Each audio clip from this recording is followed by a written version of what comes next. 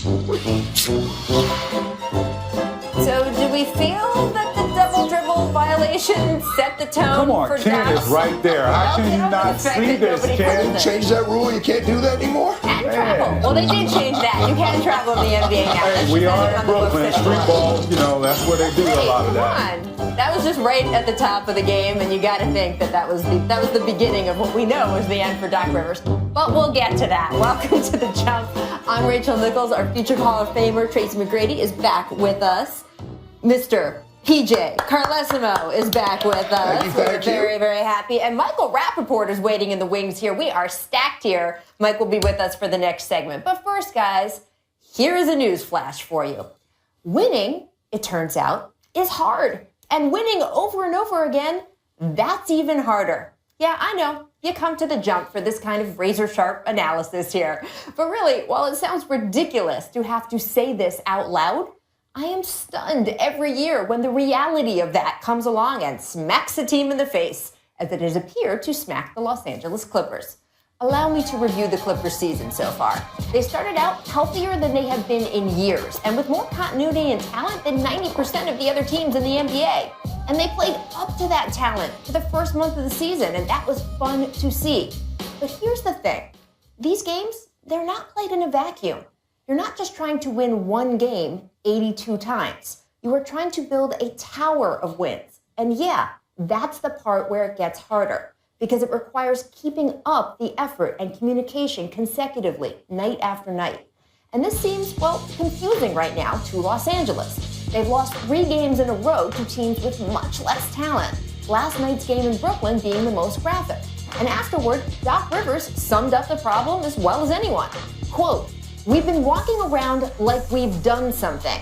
Look, we haven't done crap," Doc said. "And it bothers me on a basketball level. I didn't like it. I didn't want us to lose, but I'm all right with it, honestly, because I think you deserve it when you do that." Folks, this is why Golden State's 73-win season remains so crazy impressive, even though they didn't win a title at the end of it. Frankly, it's why the Warriors are so impressive right now, because they have won 12 straight. That is hard. If the Clippers want to play in Golden State's sandbox, and they say they do, weeks like they've had this past week, they just can't happen even in November. Now, guys, we also have to talk about the specific meltdown, of course, that occurred at the end of the first overtime last night. Doc, you see him arguing with Ken Maurer, called him for a tech because Doc crossed the court when he was talking to the other official, and then he gave the second tech, and you can see Doc really not happy with that as he's getting thrown out of the game. I mean, look. I played for Doc for 3.5 years, and I've never seen him react that way. Listen to the announcers here. They say the same thing.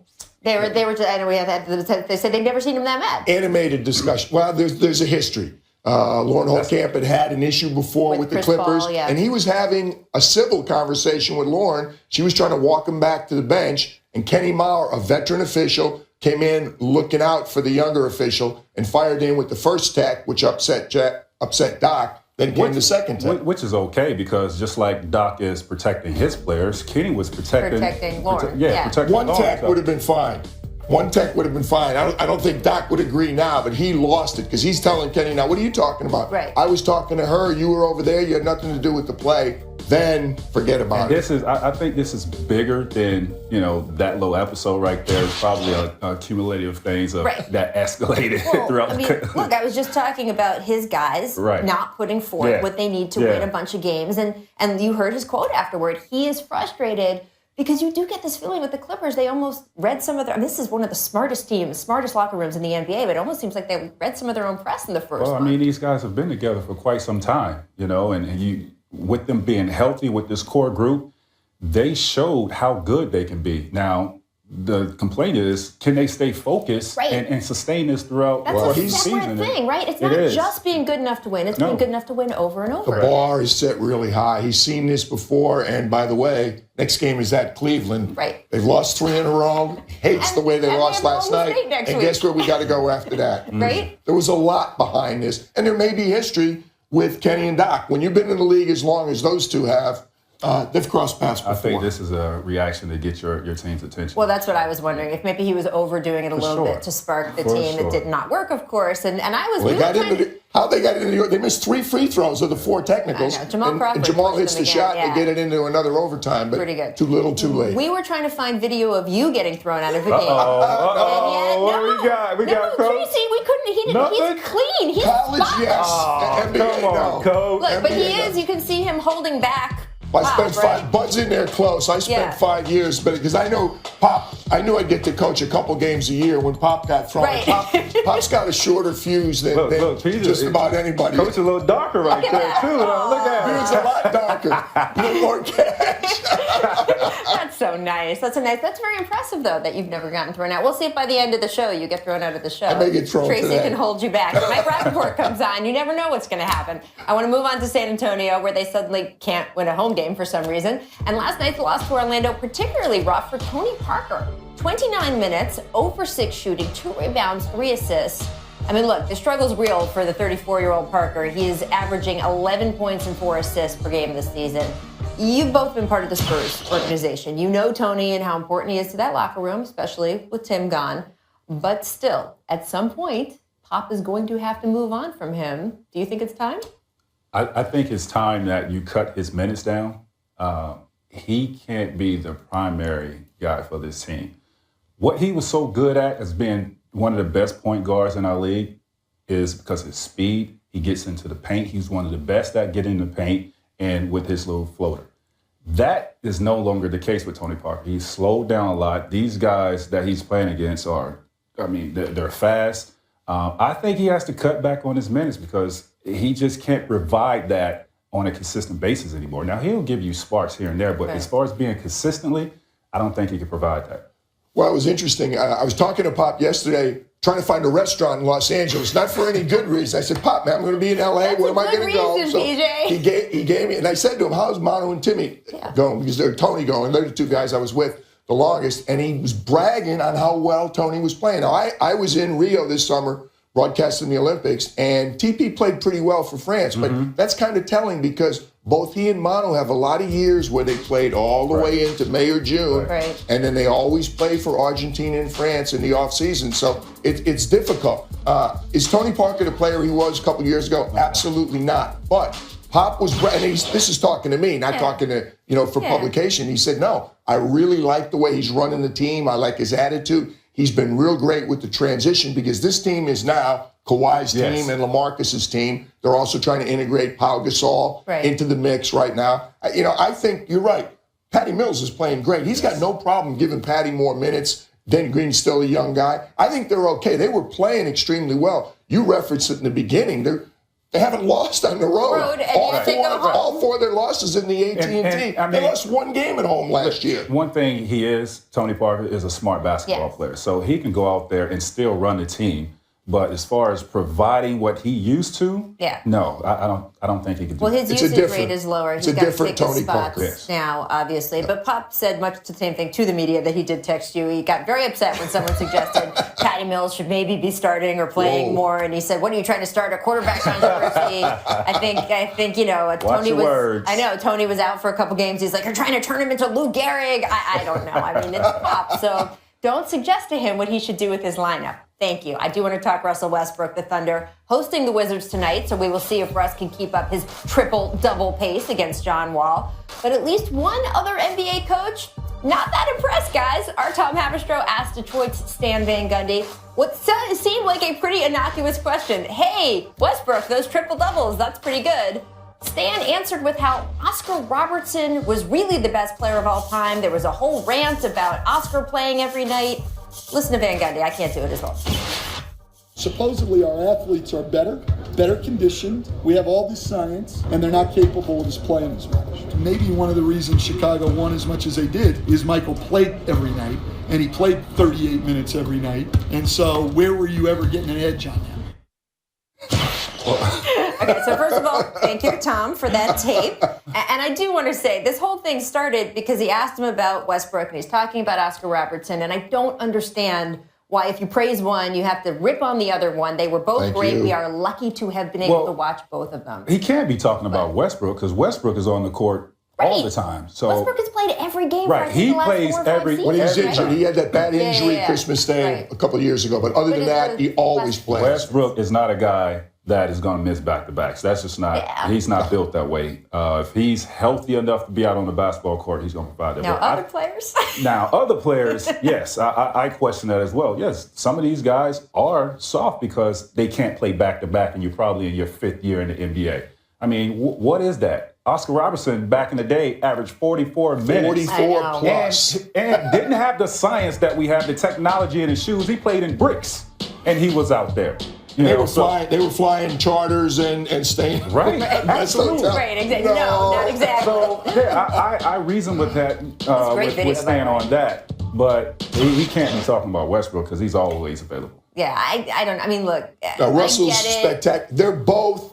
Put Russell back then, bring Oscar now, the numbers are going to be the same. They're spectacular. But I love the one point he made. I know when coaching against this guy, you were happy when he was on the bench. You had to make the hay for 8, 10, 12 minutes when he's on the bench. When Michael went to the bench, everybody went, you look up at the sports and we got to close it. We got to close the gap. That's a little bit unfair. Michael went to the baseball field, all right? So Michael took time off. Let's not pretend Michael didn't take time off. And the fact that these guys are playing a little bit less means that you are, as a fan, getting better minutes out of a lot of them. I'm watching guys go all out all the time when I see them play. But you know, and the players know, there are guys who are going to give you everything they have every night, and there are guys who are going to take advantage of the modern science when I need time off or I can't play today. I mean, that's reality. Did you really spend 5 years with the Spurs organization? Because you're not sounding like it right now. Well, hey, Pop rests the old guys. Pop's not resting the young guys. You watch the minutes those other guys are playing. Just like I don't have a problem with somebody like LeBron James resting. Right. I mean, a guy he should rest. Absolutely. You got to drag him off the court.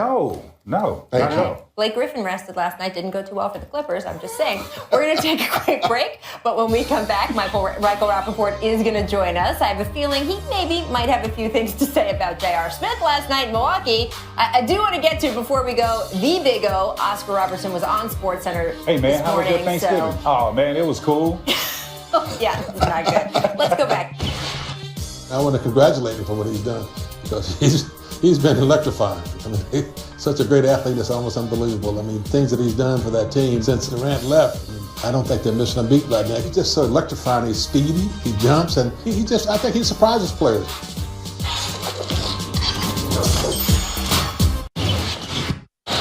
Dellavedova to a wide open Snell. Cavs got caught sleeping on that defensive play. That's 2 of them, Gus. 2 times in this game, they've completely lost a Milwaukee Buck in the pop-up zone. By that elbow back in 2013. You know what I'm saying? How was your Thanksgiving there, brother? Ridiculous. Ridiculous. So this is your Imagine J.R. Smith conversation that was going on right there? Yeah, that's what it was right there. Nice. Yeah. That sets us up, of course, perfectly to welcome back Michael Rappaport. We are thrilled here. Thanks for having me. Courtside so many times in New York watching J.R. Smith. Yes. What did you think last night as you watched it was JR being JR. God love him. And I think, afterwards he said that was his alter ego. I think that they should pay his alter ego for that game. And I feel like the enablers in Cleveland, Tyronn Lue and LeBron, they shouldn't continue enabling. This is so cute. He has his shirt off. I mean, first of all, he got suspended for elbowing Jason Terry in the face in the 2000, and now you're giving him a pound for it. Jason Terry played him like a real sucker right there. Okay, right there. Remember that? That eliminated the Knicks from the playoffs right there. He's elbowing. And Jason Terry, I like what he did. Right. We got 2 points on you. We beat you. He's playing him like a fool. So you think that last night Jason was being like, "Hey, JR," and he's working. I think he's got JR in his pocket. Right. Come on. All right. Well, I'm going to take issue first. Before we go on, I have to correct you on something. The enablers? On the enablers, because today at practice, Ty Lue actually called out JR in front of the whole team, apparently told him that this can't continue and that this was embarrassing and that it shouldn't have happened. Did he make him run suicides? Because I would have pulled him out of the game and made him run suicides during the game. Okay. That's how you get that going. Please, Jesse. During the game. That happened to me when I was a kid. Hold on. This is after a timeout. There's no Inbounded excuse. the ball 94 feet away. Yeah. It's And he not walks cute. over your But you know bench. what's That more can't happen. baffling, Look at though, this. Look where they're It's inbounding the ridiculous. ball. You're a professional basketball His player. excuse, though, Team, afterwards, oh, he please, said he worse. was out of the game. Yeah. That's Well, cool. we can play this, actually. Yeah. Can you guys play the sound of He J.R. thought he was out of the Smith game. after How the you game? thought- Well, he was out of the Can you take us through what happened with play with Jason Terry? Good play. He ran off the court and hugged him, and Oh, really? I wasn't Yeah. paying attention. I don't remember that. You didn't know they were inbounding the ball? What play you talking about? What? This is why Phil traded him. We don't have any babysitters in New York to afford to do that. We couldn't do Wait a it. minute, you're really going to defend the LeBron fact that has Phil given traded that him man a and shoved him away, championship and then ring. he's gonna say that they won the title? No, Rachel, in New York, we don't have a LeBron James that could babysit and deal with that kind of stuff. So when he's still complaining about Phil trading him, this is why. We can't deal with it. J.R. Smith is one of the most talented players that's ever put on a basketball uniform, and he's one of the most unfulfilled talents that's ever put on a basketball uniform. That's in my opinion. As far as just talent, that guy has the talent. I want to agree with you. As far as just talent, not fulfilled talent, but unfulfilled talent. I've seen a lot of sad people. I with their like unfulfilled JR. talent. He's my guy from Newark. I'll let you live. I have said many of the time, JR is the Lord's gift to basketball fans. May he never change and never retire, because this is not the first JR moment we have gotten from him. We got greatest We'll hits. see some flashbacks here of his greatest hits. Look at this. 2010 with the Nuggets, Tyreek Evans airballs a three. Smith thinks it was a made basket, tries to inbound the ball, and of course, as we know, that's a turnover. He didn't know he was in the game there either. 2013, JR heaves it up from deep to hit the three-pointer, and the celebration, that's... And you like this. You were happy. That was fine. That's okay. That's okay. I don't have a problem with that. Yeah, I'm okay with that. That's the third quarter, by the way. 2014, Right. J.R. Smith Right. untied a player's shoes at the free throw line. You remember he got Dwight Howard, Yeah. Sean Marion. That's easy pickings, I think though, he tried to Dwight get Howard. Greg Monroe, right? But Monroe actually batted him away. He knew better or whatever. Yeah, he kind of took him away from that. Smith, of course, fined $50,000 by the league for the shoelace stunts. And you're right. Once he got to Cleveland, LeBron has certainly been able to even... You're a New York guy. John McPhee's biography, Bill Bradley, A Sense of Where You Are. Yes. No one ever accused JR of having that sense of where he is. Unfulfilled talent. Unfulfilled talent. I think JR has done a lot for the Cavs. I think last night was a JR style lapse, and it seems like Ty Lue is handling it. So he Ty. says, Call him out. We'll I see. reprimanded him in front of the team. Make him do some suicides, man. Not third grade. Come on. Yeah, It was a 1-point game when it happened. It was Exactly. 51-50. and then the Greek freak went crazy on him, which I loved it. Yes, which we will talk about. He's been a tremendous season so far. Al Horford missed the Celtics game against the Heat on Monday for the birth of his second child. That made sense to everyone except CSN New England's Mike Felger. He had this to say, blasting Horford after the game. I know when you make $30 million a year, it ain't much to get a private jet. Wick would probably pick it up. To fly down at 3 o'clock from Atlanta, it's a 90-minute flight to Miami, play the game, and come right back. I'm sure his wife is in the hospital, surrounded by nurses, mothers, aunts, relatives. Say it, Felger. Spit it out. I would have gone to the game. I would have played the game. He has a point, but don't No, he count. doesn't. It ain't the playoffs. No. Call me when you have a baby. Oh, and here's the No, button. listen. He has a point in this regard. Okay. Is he was there for the birth of his child. He made sure the child was healthy, his wife was healthy. He could have flown out the next morning to play in the game in Miami, Yo. right? So he was there the day before when she gave birth, right? I thought she gave birth on the day of the game. Listen, all I know now is that's different. that guy's talking about $30 million. He's a broadcaster. What is he saying ain't for? Who is this clown? Where did he get this shirt? That's disrespectful. This is not the Eastern Conference Finals. It's not an important game. But the Celtics have a long bench. He just came off a concussion. Let Al Horford live. I don't like that guy. I don't even know social media, Right. but his sister had a great message on social Horford's. media. Yeah, we can't- Horford's sister. Yeah. I couldn't say it any better. My producer, Tinez, you need to get me that information because I think he was wrong. Now, if he had to fly out, Either way, here's the deal. You make the decision for your family. You have 4 kids. sure. You know what is right for your wife. You Yes. know what is right for the Yes. birth of each of those children. Yes. If you decide you need to be there for any of the hours before, after, or during one of those children are born, that is more important than a basketball game. I it agree. is. She's in It is Atlanta. Rachel. He's It is. living I in agree. Boston. It was his first year. It was a tough situation. Inconsequential game. Mike Felger gets the Mike Felger. I give you the Mike Felger. I don't know what that And is. get a new shirt, okay, if you're going to be on TV. And don't say ain't. What do Speak proper English. I'm just a guest. I'm just a flunky off the street here, Rachel. You know what I mean? I don't have the cashmere like Mac and the customs like PJ. I'm just a guy off the street. What do I know? You look beautiful. You look Please fantastic, come back and see Rachel. us again. That's Thank all you. I have to say. We have more to come on the jump, but first, it is time for our distant replay. This day back in 2008. Take a look, everyone. Derek, one-on-one at the top. Starts, probes. Here it goes. Goes up. Oh my God. What's Miller? Andre. I fell down. Oh my! Oh my! Derek Rose doing that for the Knicks now. He's getting there. Yeah. He's doing a little bit. On Friday, we are taking the jump to Chicago. I'm going to be there. Tracy's going to be there. T-Mac, there was some discussion. That was your private plane. No? Yes?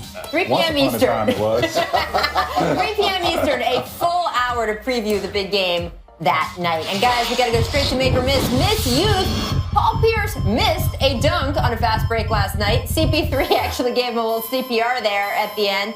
Now, Tracy, you told Pierce that he should be broadcasting this year. I believe you, poured one out for his career right there? That was nice. Yeah, but I'm gonna give him a pass on this. Look like he got pushed in the back. Old man, I'm gonna give him a pass. He was broadcasting in the finals That's last true. year. And he's getting paid to play He's basketball gonna do this a year, fine so job we with us. can't argue with that. Miss Boredom. Matt Barnes posted this video of DeMarcus Cousins horsing around with Ty Lawson saying, "Get this midget off me," Hey, which is see, my favorite part. we do get along in Sacramento. Right? See? It's a beautiful thing. I think not. No? All right. Make rivalry. Iman Shumpert told Complex Magazine he's glad that Draymond Green said that Draymond wants to, quote, annihilate the Cavaliers because Shump, is happy to talk back. Shump said, quote, type it up. We're going to bust their ass, period. Well, Tracy, do you like that? I like it if Shump It's in a quote. I can say goes it in a out quote. Back it bust up. they derriere. There you go. It's in a quote. I said I quoted him. He has to go out and perform after making that quote. Right? I like that. I love that it's a real rivalry. Yeah. But you can't they're both be- going to be ready. Speaking of Christmas Put it games, down, Shump. I watch it,